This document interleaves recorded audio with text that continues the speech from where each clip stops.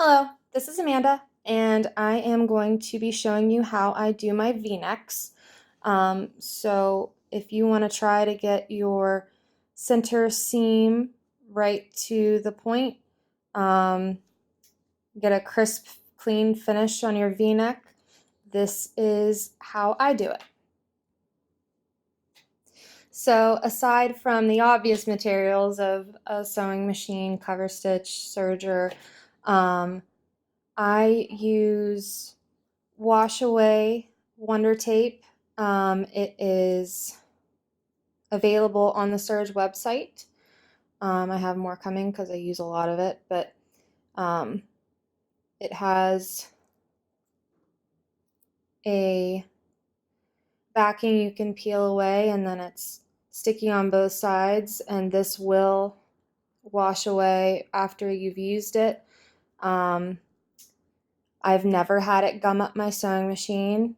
I use this and fabric glue sticks quite a lot to try to get stripes to match or nest my seams, but it's really helpful with creating your V-neck without having to rip over and over again. I use wash away marker. If I'm using a darker fabric, the white's nice. Otherwise, there's blue or anything else that you might utilize, but something that's not going to stay on your fabric when we're done. A straight edge. I use the seam ripper. I'll show you how I do that, a little bit different than what it's supposed to be used for. So if you have those materials, then that will be helpful. You can use any V-neck pattern, but the one I'm going to time and time again is the Green Style Green Tea. It is a free pattern that you can get by joining the Green Style Creations Facebook group and check the announcements section. Okay, so just out of respect, I'm not going to show the whole pattern piece for the green tea. This is the neckband. So if any of the patterns you choose to use tell you to cut out the V, I don't do that. Instead, I know that the Green Style Green Tea uses a seam allowance of 3/8 of an inch. So I will figure out approximately where I should be sewing my V, line that up, and instead of cutting out on the V, I will go ahead and trace with my wash away marker the sewing line. So what's really important is that pivot point of the V. So that is where I will be sewing. Instead of cutting, it's just easier for me that way. Okay, so for sewing the V neckband, I don't have it set up to do anything special, just a short straight stitch. The only important thing here to remember is when you get to this point, you will want to stop and pick up your foot, pivot it, and then go back up the other side.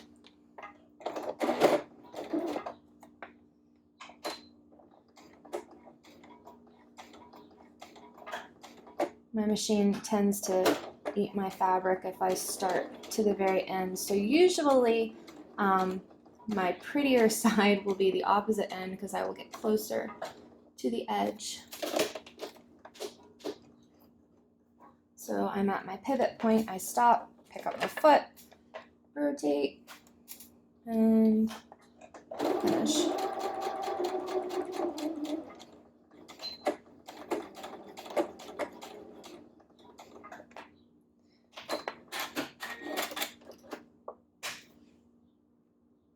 Okay, so now your V neckband should look like this, and then we're going to go over cut and press. Well, I'll stay right here. So the next thing I do is trim the shape like what originally the green tea instructions wanted me to do.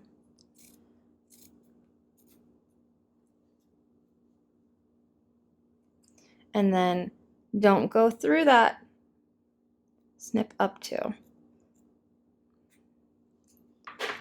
And now I am going to go over to the ironing board and press this seam open on both sides. Okay, so pressed open, the seams will look like this. I will pick the prettier of the two, which, like I said, is the back half because I actually sewed to the edge. And then I will do a basting stitch, which means a long straight stitch, 1 to 2 inches, doesn't have to be perfect, from here up and around to here. So I'm going to go press this into the neckband shape with my ironing board, and then I will do the basting. Okay, so I have my neckband pressed. I am basting this neckband to the pivot point and back up again. It's probably at 2 inches, but this is at a 1/4 inch seam allowance.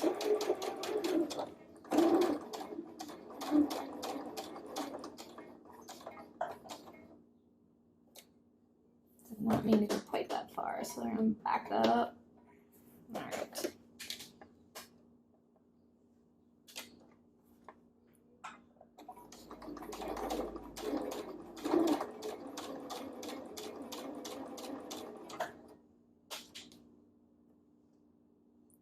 I'm not going to lock those stitches just in case I want to rip them out later for some reason.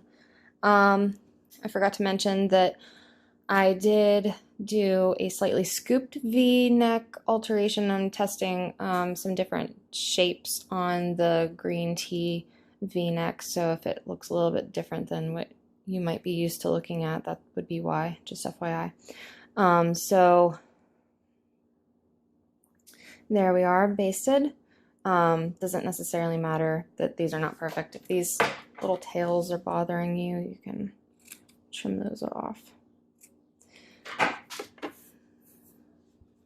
So the next step is to get your front bodice prepared. This is where we'll use the wash away marker. I know that the blue is going to show up on this, so I will use my blue. Using a straight edge, just following the grain line directly down from the V, we're going to be creating our pivot point from here on out, really. You might have to redraw this eventually, but for now, we're good. We're going to use a regular old straight stitch to do some stay stitching. You don't want this to come out. You want this to stay to help keep your V throughout wear and wash. About 1 inch just inside of the seam allowance. So the green tea is a 3/8 of an inch seam allowance. I'm going to do a 1/4 inch stay stitching. So if you have 1/2 inch seam allowance, you could do 3/8 of an inch stay stitch, just so long as it's inside of your seam allowance.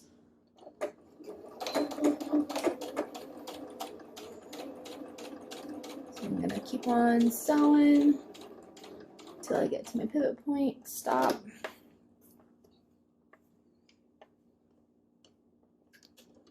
Continue on.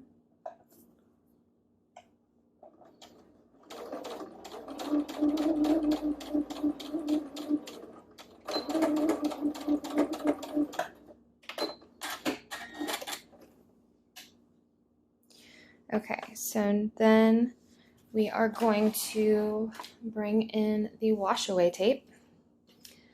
So using about 1 inch on either side.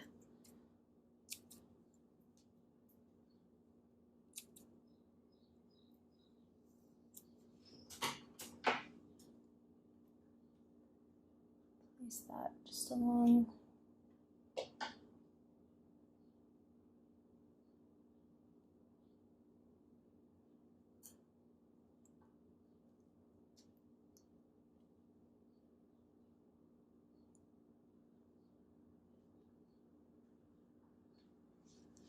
Okay, ta-da, wash away tape. So then just using my guide from the other side, I'm going to snip down to that stay stitch but not go through it. And then, of course, take the tape off because then you don't need it anymore.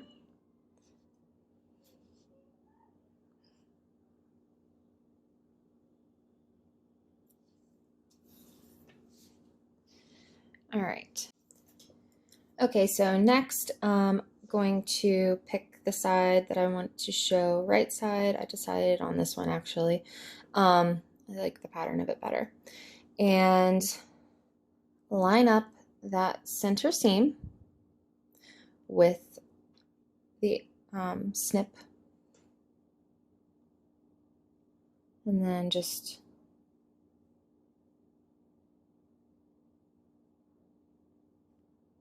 give it just keep it taut, keep everything straight. Use your Wonder Tape, keep it stuck. So this is where you avoid all the pinning.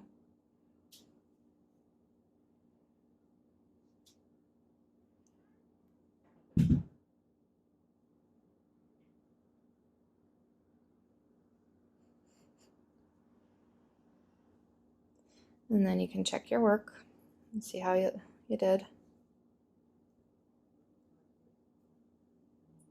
So I did not do a good job.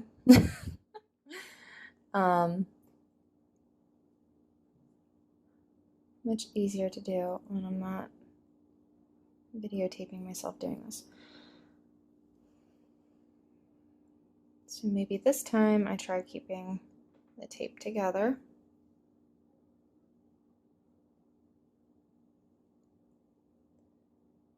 Line it up.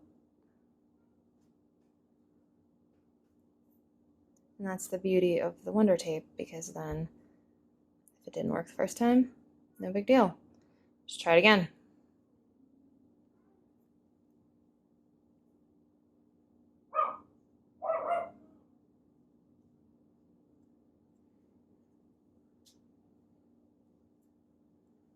All right, success that time. So, as long as you're in the ballpark, I mean, I'm not going to nitpick. I don't even know what that measurement would be. That itty bitty measurement will just wash this away and create a new line. All right. Okay, so here comes the part with the seam ripper. I don't always have this center line lined up with what shows up right side, and you sew the wrong side. So how do you know where the pivot point is if you're trying to be hitting that center line? So 3/8 of an inch is the seam allowance. So we know ballpark it should end up here-ish. So to figure that out exactly though, I will go from right side, find my center seam. So this was using a 1/4 inch seam allowance on the other side. That Wonder Tape is 1/4 of an inch, so go just north of that to 3/8 of an inch, or you can use your seam allowance guide to figure out exactly where your 3/8 of an inch is going to end up. So I know it's right there. Use my seam ripper to poke a hole through to the other side. And that is where our pivot point actually is. Okay, so 3/8 of an inch, there's the pivot point. Take my wash away marker and color where it went through. So when we are sewing, when we are serging, that is going to be the center seam front. So then I am going to baste this with my sewing machine, and I keep the basting stitch for this one fairly short so it's easier for me to hit that pivot point correctly. But just instead of going straight to the serger, it's kind of just an extra step to make sure that I'm not going to have any unwanted wrinkles, or make sure nothing's shifted. So just keep an eye on where that pivot point is.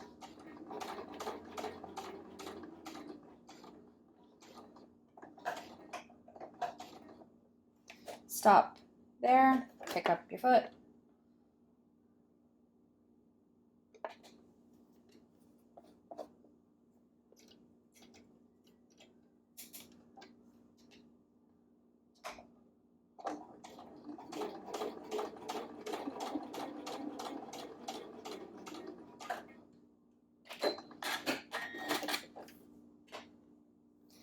All right, so from wrong side, it looks like that.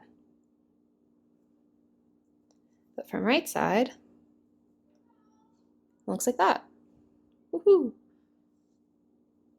So now I'm going to sew my shoulder seams before I forget to do that. And then I will quarter my neckband and I will pin it all together, getting it ready for serging. Okay, so I have my neckband attached, pinned, clipped rather, to my bodice, and now I am going to serge it. So all I want to do is make sure that the left needle is going to be hitting my pivot point. So I just start at the front and serge all the way around. Again, just making sure that that left needle hits the pivot point, and that's it. So for my machine, the left needle line is right here. It's really convenient, but it should be within that 3/8 seam allowance regardless. I'm just making sure is all. So yeah, we're there.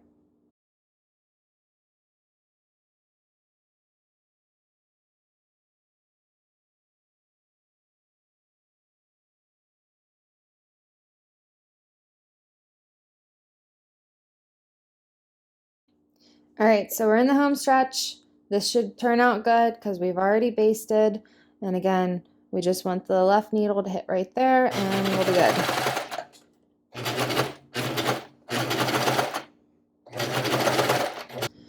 Okay, so whoop. So right there is our pivot point.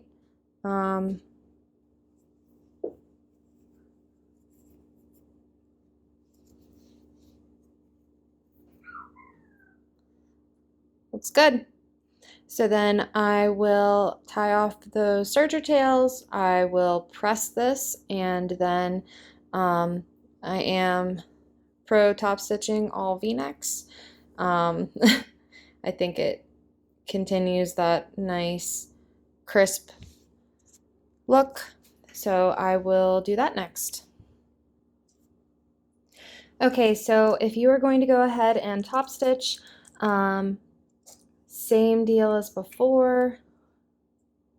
I wiped away my previous mark because it was a little off. So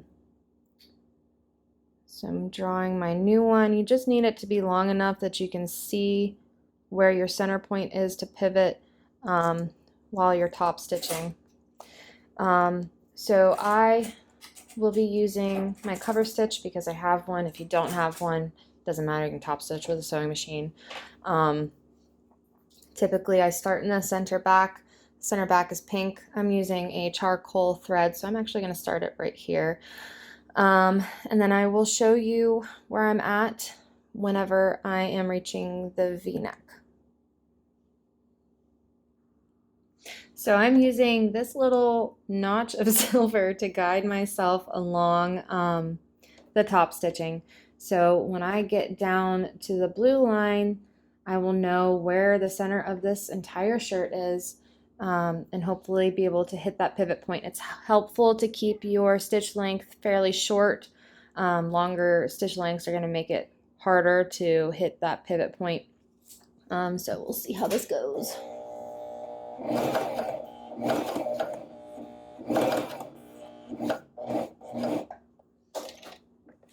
All right, just a smidge beyond that line, but it's still Should turn out pretty good.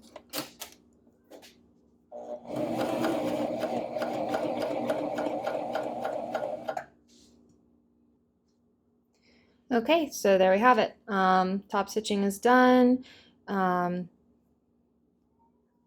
Just about perfect right down the line there. I hope you guys found this helpful. Let me know. Thanks. Bye.